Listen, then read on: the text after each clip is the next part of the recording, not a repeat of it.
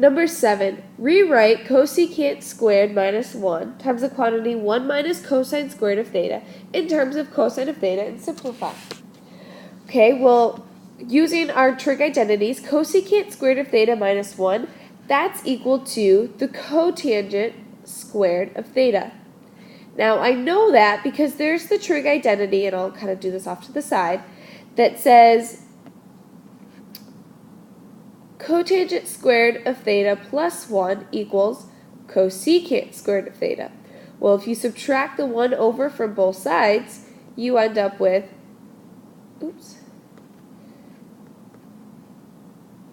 cotangent squared of theta equals cosecant squared of theta minus 1. So that's how I know this first quantity equals the cotangent squared of theta.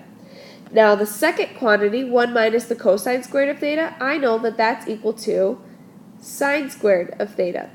And that's using the trig identity, cosine squared of theta plus sine squared of theta equals 1. And I solve it for sine squared of theta by subtracting cosine squared of theta from both sides. And that's where you get cosine squared of theta equals 1 minus cosine squared of theta.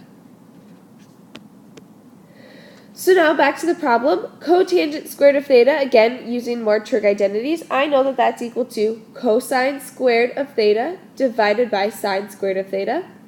Well, then I'm multiplying that by sine squared of theta.